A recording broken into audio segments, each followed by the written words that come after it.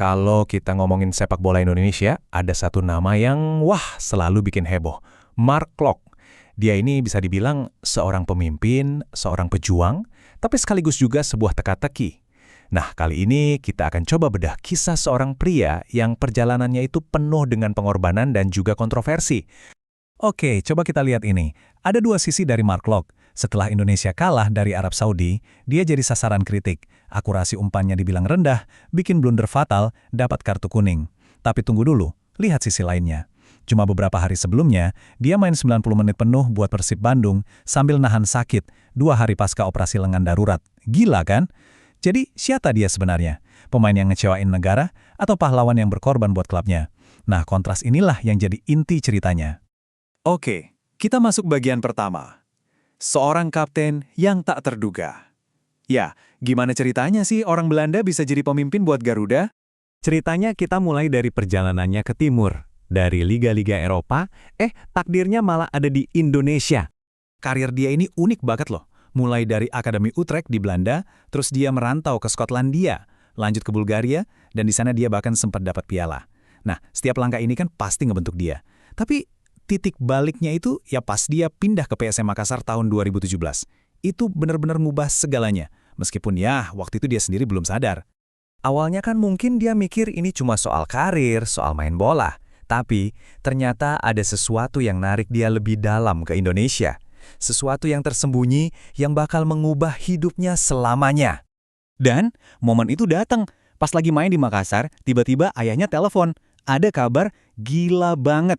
Ditemuin dokumen lama keluarga yang nunjukin kalau kakek buyutnya itu orang Indonesia. Dan lebih gilanya lagi, dari Makassar, kota tempat dia main saat itu. Kebayang nggak? Tiba-tiba sepak bola bukan lagi sekedar kerjaan. Ini jadi kayak panggilan buat pulang. Oke, bagian selanjutnya. Ujian seorang patriot baru. Jadi, nemuin akarnya itu baru permulaan. Perjuangan berikutnya, ya, memenangkan hati satu bangsa di tengah-tengah piala dan juga kritikan. Tapi, ya realitanya pahit.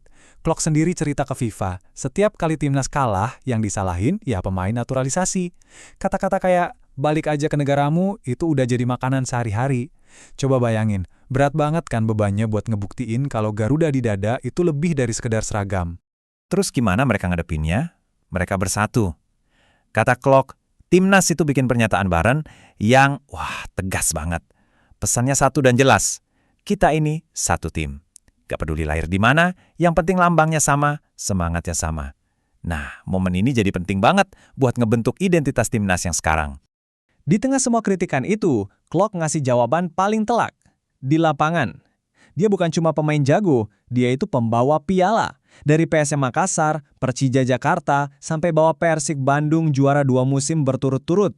Ini bukan hoki, ini mentalitas juara. Dia kan sempat absen dari timnas tuh, sekitar 1,5 tahun. Terus pas dipanggil lagi September 2025, gimana coba responnya? Dia langsung ngasih performa dominan di lini tengah, plus nyetak gol keren ke gawang Taiwan. Ini kayak pernyataan, hey, gue masih di sini dan masih bisa ngasih banyak buat Garuda. Lanjut, bagian 4, hati seorang pemimpin.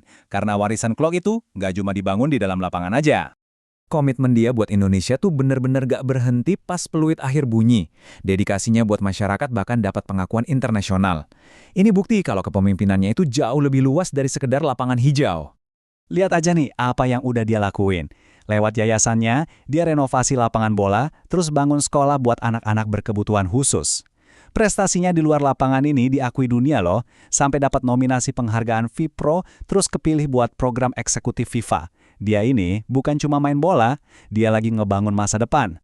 Dan kita sampai di bagian terakhir, satu impian terakhir, semua perjalanan ini muaranya ke satu perjuangan pamungkas.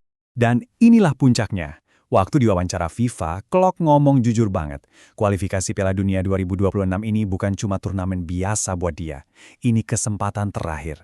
Bener-bener yang terakhir. Satu-satunya jalan buat dia ngeraih mimpi masa kecilnya. Gak akan ada lagi kesempatan lain.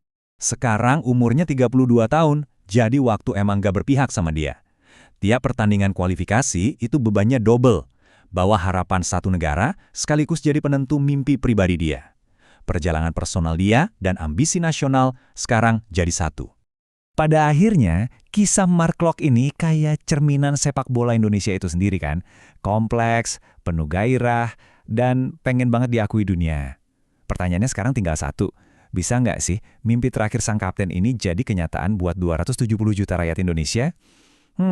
Cuma waktu yang bisa jawab.